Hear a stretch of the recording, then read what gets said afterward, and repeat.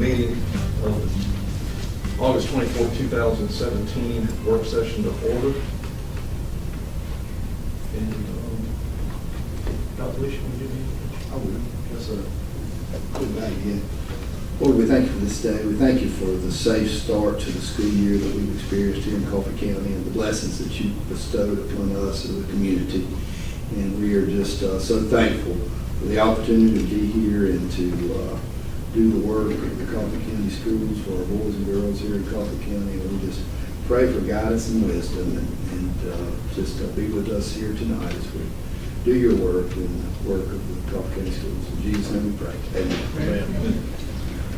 All right. Can I get a motion to adopt the agenda? Does everyone have a chance to look over the agenda? I'll make a motion to adopt the agenda. Need a second? I second. All in favor? Agenda is adopted. Has everyone had an opportunity to review the minutes from the July 2017 meeting?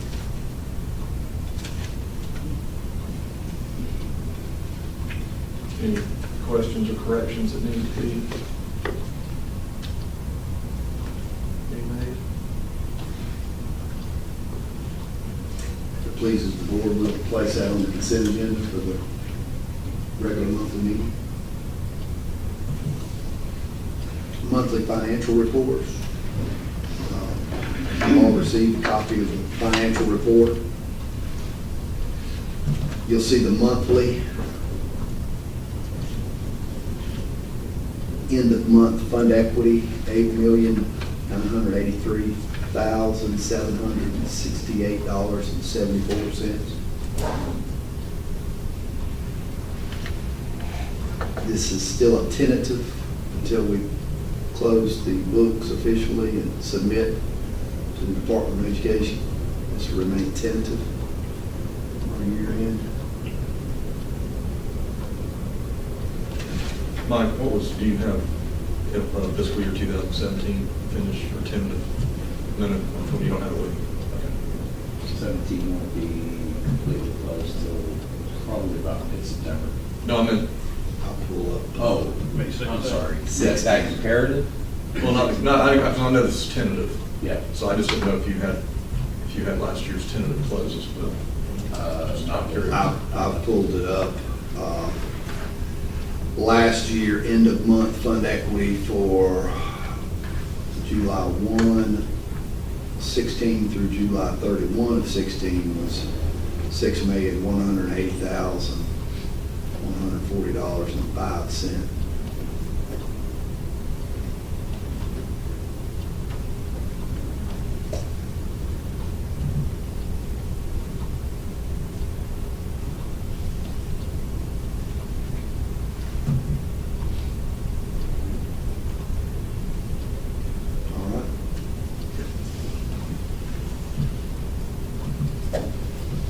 Looking at the tentative, let me get back to 17, 16. The other document that we have there in front of you is the SPLOST 4 summary. Mike, do you want to describe this document? Okay. SPLOST 4, we're about not quite halfway through, but we are currently sitting at this month. We got $478,169.83. One of the better months we've had in a while. So we're tracking right at what we've been projecting, about $460,000 a month. That again, on average, is down from SPLOST 3, where we were bringing in a little over $470,000 a month in SPLOST revenues. We've paid to date through August. We've now made 2 bond payments totaling $6,099,084.73, and we'll have 3 more to go between now and early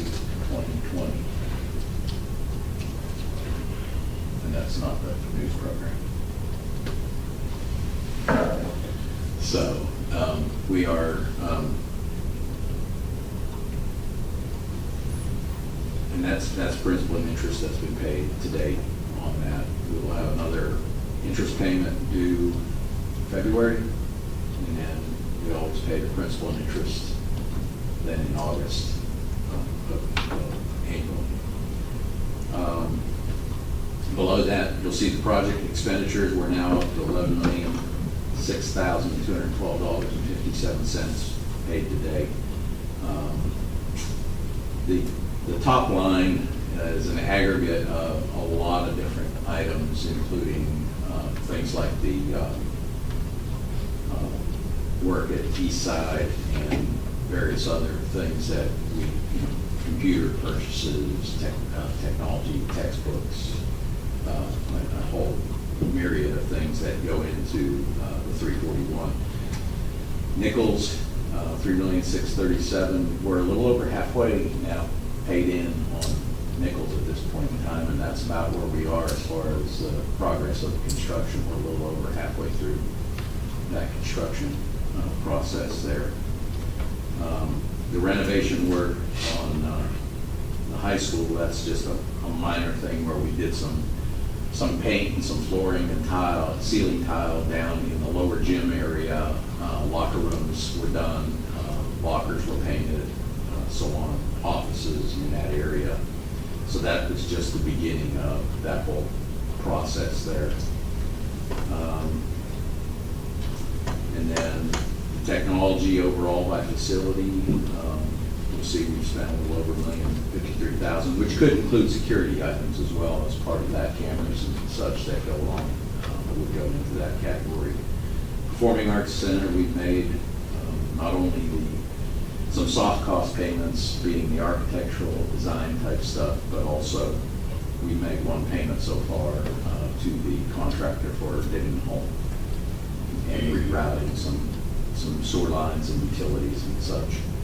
And then the CMS Ag building, we're about 99.9% complete. We've got a few oddball things out there, but we have paid the contractor everything for the actual construction part. This is now just, things like the sound system and odds and ends that we're finishing out on that project right now. So there'll be a little more added to that $1,926,000 number that you see there. That's pretty much it. We're pretty much on track for where we thought we were going to be as far as receipts are concerned, $27.5 to $28 million of revenues. Not what we would like to have. We have it capped out at $34 million.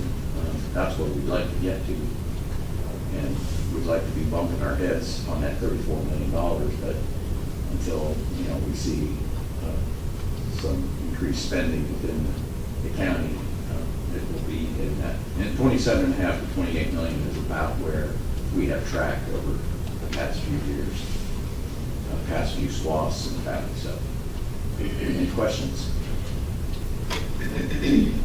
No, but leave that graph up for just a minute. I think that pretty well sums up where we're at. Like you said, we're kind of in the middle of this gloss. We've got to have fossil 5 in April, May 2020, which means that I guess we're going to try to go ahead and start doing that in 2018. We've talked about going to the voters in November of 18 and That's go what to the we're election. looking at having a vote on this a year from now. Yes, sir. So we need to start, I mean, I came in, I guess, 4 or 5 years ago with this clause. I came in the middle of that process. Yes, sir. When do we start sitting down? and We'll trying start. to get a game plan of what we're looking at with this clause, what projects we're looking for. Yes, sir. This year, we'll be meeting with the board and retreat settings and meeting with the bond companies and such that prepare the paperwork and attorneys that prepare the ballot questions and such. So It's kind of opportune that our 5-year facility plan work is is right now kicking off, and we can make assessments on our facilities going and use that as well as the getting ready for SPOS 5 now at the same time, and use that work to guide us in terms of what we would have in terms of projects and or renovation work that we would need to do during SPOS 5. So it fits perfectly for us, really. And we're going to be going through the strategic planning process starting next month, in which we'll be meeting with various groups of stakeholders and having community meetings to hear what our community wants out of our school system. So the 5-year facility plan that we'll have to draft, and the 5-year strategic plan that we'll be drafting, it will be a great time to go forth with the next clause. Yes, sir. All right.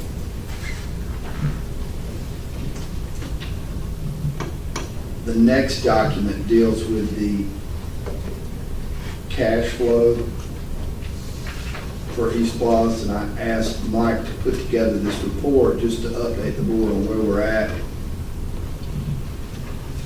with work that we have been doing, and then work that we plan to do, and then what the revenue will look like after we spend those funds. So you see that in that report. Are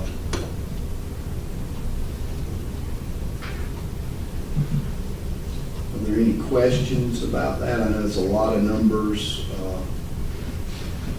You see our Nichols Elementary School, as was pointed out earlier, we're about halfway through that project as far as the funding is concerned. And the Nichols F and E, you'll see there's fixtures, furniture, and equipment that will go into the school.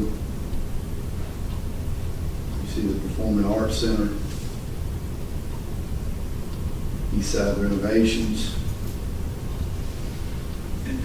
Those numbers are all projected, budgeted to be expended between now. As we make payments against those different line items, we deduct off of those numbers so that we've got a rolling kind of target budget number month by month on those, each of those projects that you see up there.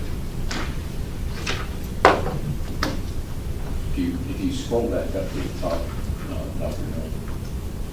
your top line item is what we've got in proceeds from SPOS currently. And one thing we always have to keep at the forefront when we're looking at those SPOS proceeds, the first dollars that come into the pot have to be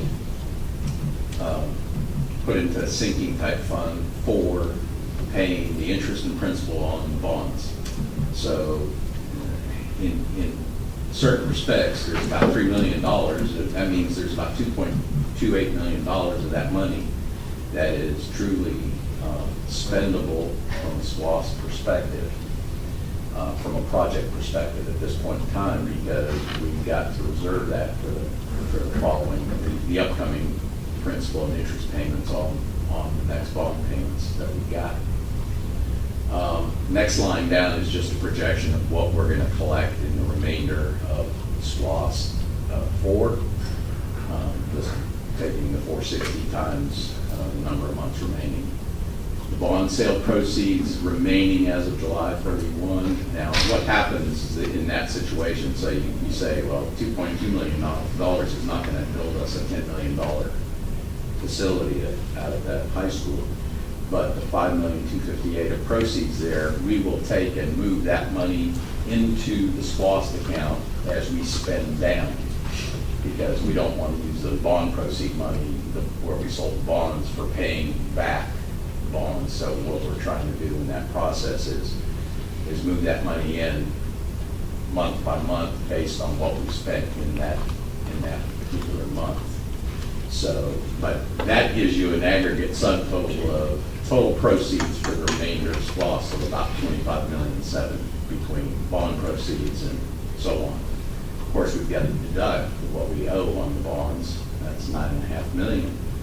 which leaves us spendable funds after debt service of $16,165,000 for the remainder of SWAS 4. And then we get into those project budgets that we were looking at earlier. So just a little better, maybe, description of what you're looking at there, going through line by line. Questions? If you scroll all the way to the bottom, what does that mean? The bottom line. I'm a bottom line kind of person. That means we've got uncommitted funds. That means we don't have a lot, $371,000 of uncommitted funds at this point in time. The three items you see at the bottom are reimbursables that we are expecting to get for those various projects as we move into them. East Side is actually something we've actually filed some paperwork to get reimbursement on. We haven't gotten that money yet, but as the state reviews that, they'll funnel that money back to us and we'll put it back into the SWAS account when we get it, to replace what we've spent on the East Side. But we only get about 86% of what we spent at East Side in that situation. We have to have local participation of about 14% on any project like that. The funding, the entitlement on the high school is related to the renovation work that we're intending to do, that $1 million that you see up above. The bulk of that, I think, right now, the thoughts are that we will do HVAC work down there by and large, at least at the outset. The items, go ahead. No, I got HVAC and Coffee House. Yes, I did want to touch specifically on those items that we're prioritizing as high priority.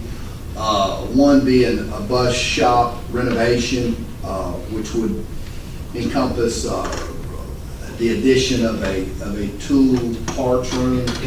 They don't have adequate storage at that facility. It's something that we've been looking at for quite some time.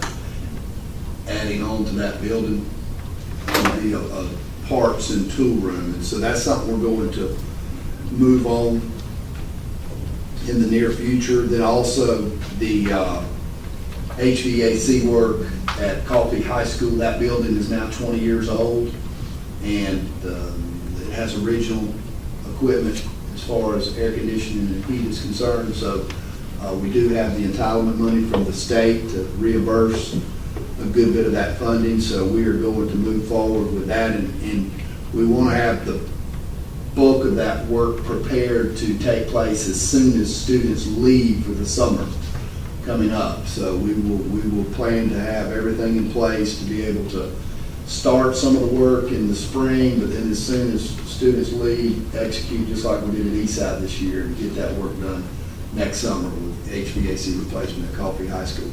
And then the other one would be the track, is something that we've been talking about at Coffee High School. We're still looking at options with that, but we need to move ahead with doing something to provide a surface on which our track team can run and which we can use for track meets. So we are going to be working on that and moving towards completing the project to improve our track facility. And we're still looking at a couple different options with that. Exactly what kind of surface we put on it. We've talked about do we resurface the middle school track and then come back and do the high school track at a later date. Just looking at all of our options in regards to the amount of funding that we have accessible. So we will come back to the board with some recommendations on that. But those are really what we're considering priorities right now. And before you know it, we're going to be into 18 and then moving towards 19 and 20. That'll be here before we know it. So that's where we're at with these plots. I did want to update the board. I've got some pictures from the ag facility, the Billy Walker Ag Center. Over the weekend, we hosted our first livestock show, and we have pictures from there. You'll see there was a large crowd, approximately 400 to 500 people that were there. There's some of the children in the rink with their goats. It was a goat show, and they had a huge crowd. There's some of the goats.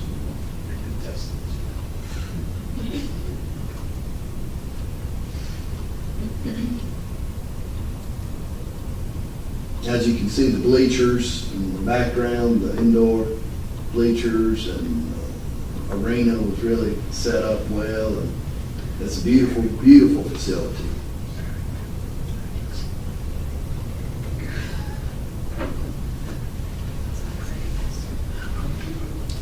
Is that the last facility? All right, thank you, Shane. Very nice facility, and I think it's just gonna serve our ag students for years to come. But I will say this, if you wanna see what kind of need we had, thing was packed outside. I mean, it was packed. It was. We've been needing something like this for a long time. I'm glad we finally got it. And they tell me that the hog shows will be even larger, much larger is what I was told. So it was really neat to go out. Next time we have one, if you've not been to one, you can go out. I was impressed. So, Or barbecue ribs or something. I got scolded on that talk out there. I love barbecue goat. I thought they would have a little booth outside, and apparently that was in bad taste, but anyway. So we're gonna put it on camera. My cousin right over there. Folks can make some barbecue goat. But not at the goat show. Remember we didn't have that. So it made me want to They have- drive over to Hutto and get a good sandwich. real nice concession setup, though. They Yep, really it did. was. They used the It was. kitchen and had the parents in there preparing the food. It was great. I was Great just family reflecting on the event. popularity of the hog show versus. Yes, sir. Might be something to do with the. That's right. That's right. All right. We're not talking about mini donkeys. He's not. Goodness gracious. Next on the agenda. All right, charter renewal. We have Dr. Perrin here to discuss and present to the board our charter renewal proposal. I'm not going to ask the board to approve this tonight. We'll come back next month and ask for approval, but we wanted to present this tonight. And she's done a great job preparing a packet for you along with Robin. They prepared a document for you so you would have a hard copy of all these documents. Dr. Perrin. Hopefully, the first thing you see that is a draft. I am continuing to work on it. I want to give you a little background information on it first, though.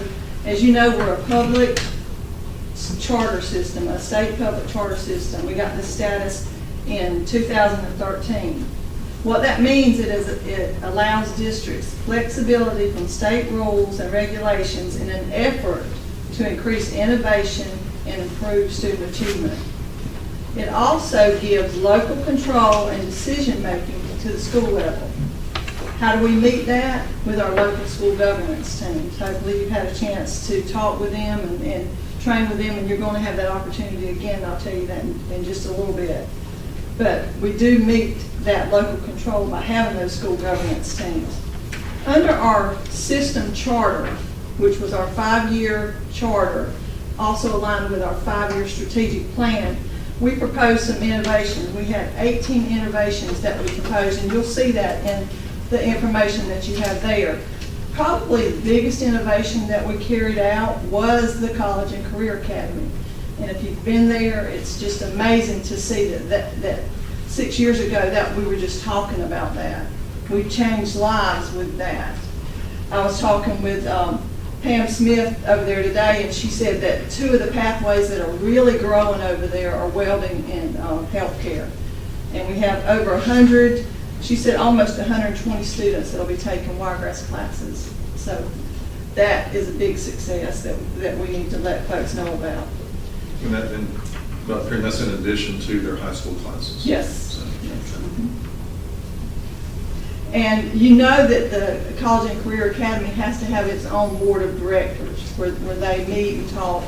And on August the 31st, they're going to have a training. And I know that Dr. Lisa's mentioned that you are welcome to go to that training, that they want to encourage us to support that board of directors as well. On September the 21st, this board and all the local school boards will go to a training at Coffee Middle School. And if you were involved in that last time, it's amazing. It's a good opportunity to talk with those other school governance team members and get an opportunity just to see what's going on in the school.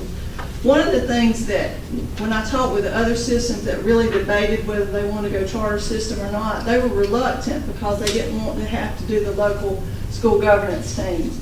And Dr. Leese and I and the whole leadership team think that it's just a plus to have that much involvement, their commitment, their ideas to move our schools forward. So we believe that it's a positive. In June of this year, it will end our 5-year charter. Now, with the rollout of ESSA, Every Student Succeed Act, they've changed the options for us. I know I've come before you before and talked about charter renewal to align with our SACS accreditation. Now, there's only 2 ways that we can do that. We can renew the charter for 1 year, and then when SACS comes next spring, we can renew it again the next year and have the 2 aligned. So we would renew this charter for 1 year, and then we would align everything for the next strategic plan and the next 5-year SACS and the next charter.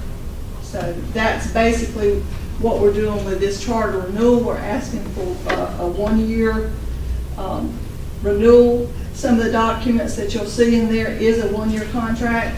And I think I marked down on there, it says a 5-year contract, but that template that I'm typing in, it won't let me change the date. So I've got to call the state and say, we're only doing this for 1 year, how do I do that? But an assurance document and a board resolution. So those are all the documents that you'll be approving. So Dr. Leese wanted to make sure that you kind of had a chance to review all that. That will be at the September board meeting. And as Dr. Leese mentioned, this year we're going to use to start planning our next strategic plan. All of you are familiar with our current strategic plan. This has served us very well. We were very proud of that. We're still proud of it. We're ready to take it to the next level. And that's what we're going to do this year. We're going to partner with what's called the Ford Next Generation Learning to develop that plan. And we chose them because they believe that the education of our youth is the foundation of its success for our community and its economic development. And everything that we're working toward is building the workforce in our community and making our community proud of our school system. So, any questions about the charter renewal or strategic planning? So we're doing the renewal basically as a bridge to get us to the next strategic planning That's and correct. charter contract. Is that That's the right. standard? And we were contacted by the State Department of Education. This was their idea. Lou Ersty, who's the attorney, who is the executive director in the Department of Education over the charter division, he suggested that we do this. That would align our charter with our SACS accreditation, and next year, when they come to the SACS accreditation, they will send team members as part of the charter division also, and they will accredit us and renew our charter all in the same year. So yes, this was suggested by the Department of Education that we do this. Right. They Rather just- than doing double work, the work that you're doing for SACS Right. is the work for renewal. Right. Gotcha. And the Ford Next Generation work that we will do for strategic planning and creating the new strategic plan will be put forth for the charter renewal and the SACS accreditation. So we're going to begin strategic planning next month. We're going to come back and ask you to approve a resolution for us to begin strategic planning as a school district. And then we're going to begin a lot of work within the community, within the schools, with the students, and developing our next 5-year plan. So this will be a bridge to that work. Yes, sir. Okay. Thank you.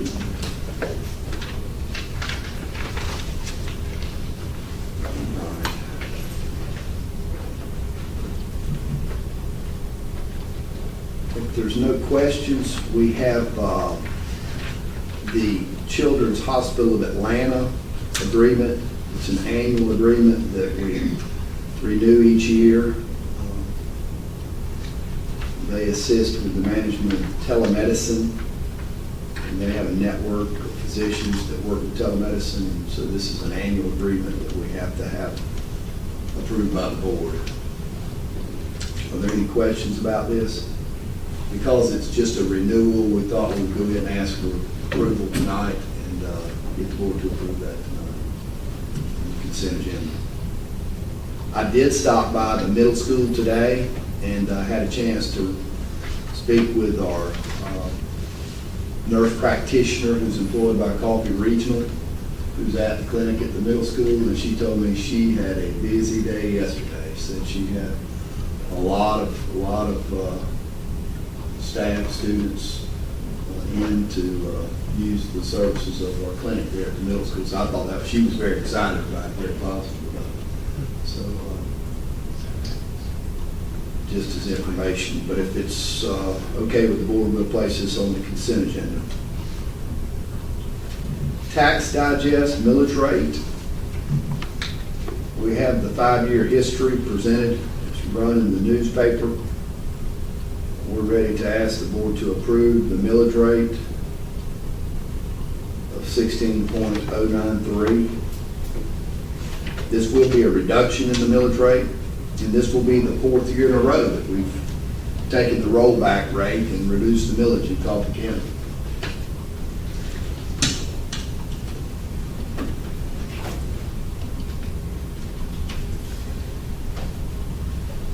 Are there any questions about this?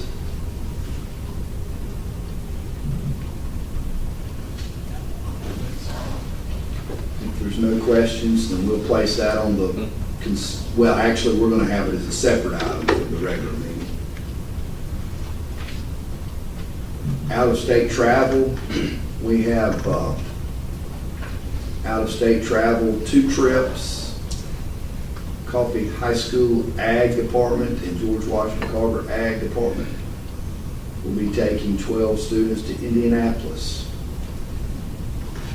And they will compete at the national level and attend the educational conference there.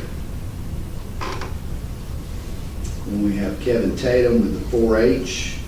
We'll be taking 25 to 30 students in grades 9 through 12 to Crossville, Tennessee, to participate in Southern Region Team Leadership Conference.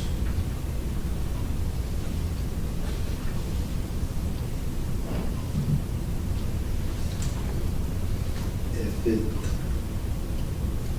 is agreeable to the board, we will place this on the consent agenda for approval at the regular monthly meeting. Bids. Dr. Newell had advertised for projectors, classroom projectors, and he received the bid packages today and has gone through the bid packages and is prepared to present that to the board. Dr. Newell, you want to take it forward? As you can see from the tabulation here, we did have a great response to our request for bids. We had 14 qualifying proposals. We did have one that came in late today. So we had 15 submitted, 14 were qualifying, and see there's a pretty wide range in costs there, but we did specify the make and model of the projector that we wanted. That's all going to be programmed into the audio enhancement control panel, so we did need to specify that particular model. What's involved in this is the actual short throw projector itself, the wall mount, and any shipping is what we requested. And as you can see there, the top bidder was Audio Visual Innovations. They're out of Tampa, Florida. They came in at a total cost of $38,624.32, and that's our recommendation that we go with that vendor. I did check up on references today, and they did check out. They're highly recommended. They specialize more in the projector end than most of these others, so that's why they were able to give us a good price on this.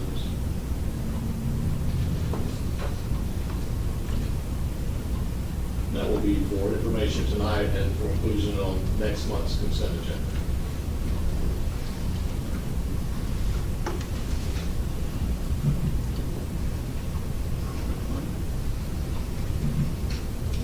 Thank you, Dr. Newell. Yes, sir.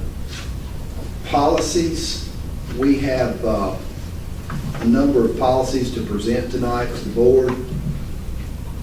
The first 2 are presented as information to the board. I posted this on eBoard last week for your review. The first one is the Board Code of Ethics, descriptor code BH.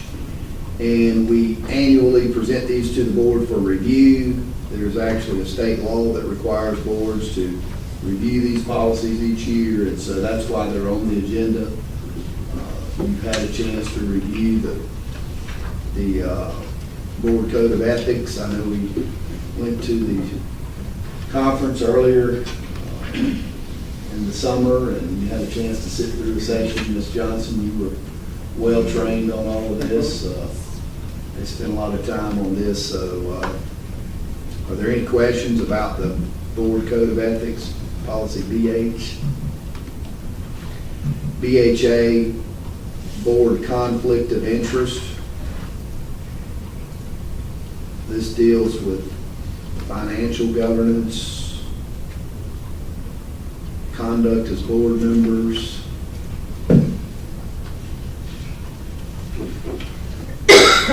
Are there any questions about any of this? All right, well, in your spare time, if you want to read up on that, you can. But by presenting it here tonight, we have satisfied the legal requirement to present this to the board and to review these policies. So,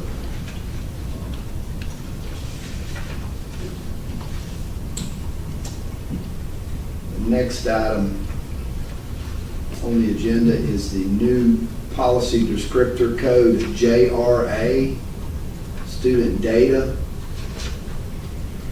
privacy complaints. This is a proposed new policy for the Coffee County Board of Education.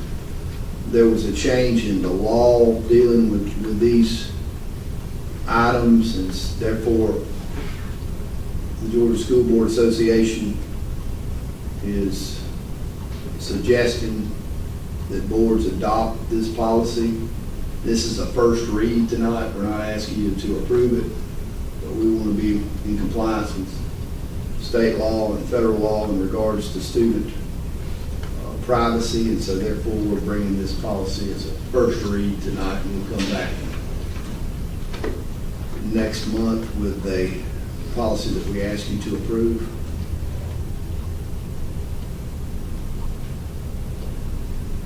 Please review that, and if you have any comments or questions, feel free to get with me and let me know any concerns that you may have. The next policy is JR, student records. And this deals with FERPA. What you have there is our current policy This is JR. And then you also have attached the changes that are being suggested by GSBA. And we will take those changes over the next 30 days and weave them into the current policy to make sure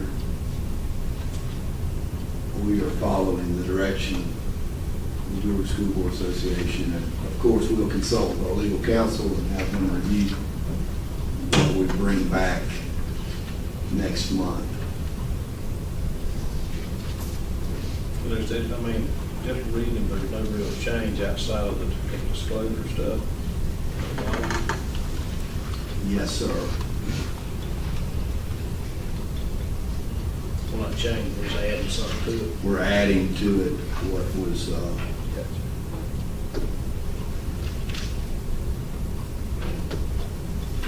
put forth by the Georgia School Board Association.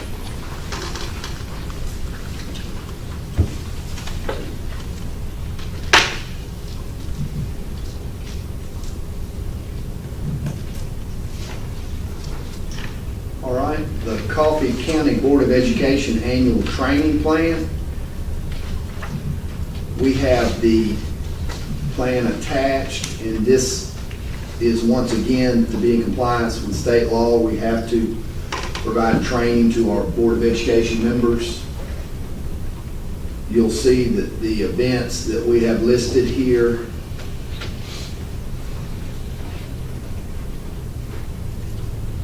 begin with the September 21 joint school governing council training and school board training at Coffee Middle School. Board members will receive 3 hours of credit at that training. And then we have the annual GSBA conference, November 30th.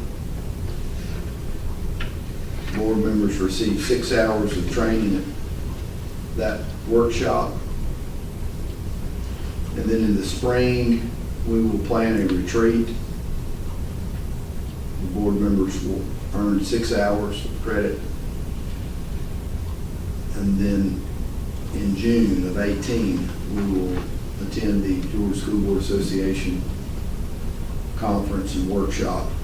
The board members will receive 6 hours of training. If you complete all of that, you will receive 21 hours of training, which will satisfy the legal requirements for training. And also, under the old requirements of the Georgia School Board Association for their recognition program, would earn us the recognition status that they have been offering, which was Board of Distinction and Exemplary Board, but they're currently changing that process. So therefore, we will have to see what they come up with, but certainly these hours would satisfy whatever they come up with, hopefully. Mr. Preston, did you have? No, well, it's not, let's see what I got yesterday. We probably need to do a press release at some point, this, like, but as your District 8 Board of Director Chair, the GSBA is once again soliciting nominations. This is going to go out to superintendents and board chairs. Is that the one about the Beacon Award? And the, Yeah. Yes, sir. Yeah, it'll be Beacon Award, board service recognition, and partnership accommodations. Yes, sir. They're working on it. Yeah, the board recognition program was suspended for fiscal year 17, and they are moving forward for revised. So, Yes, sir.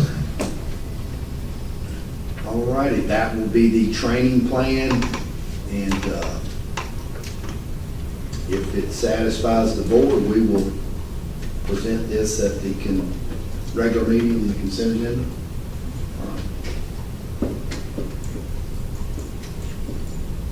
All right, and that brings us to audience participation. Looks like we have no audience participation tonight. And that brings us to executive session.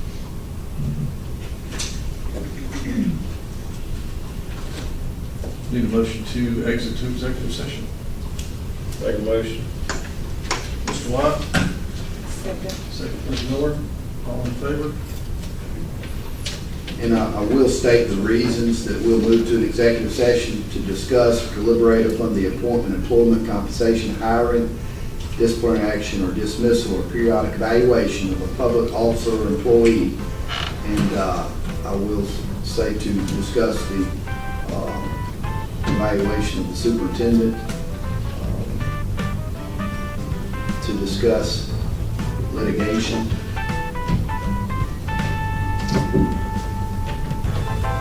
and that would be it.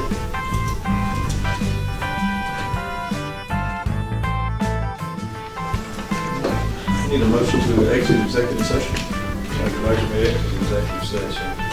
Second. Ms. Johnson, all in favor? And I need a motion for us to adjourn the work session. I can just adjourn the work session. Yes, sir. I followed Mr. Jones' We're adjourning the work session.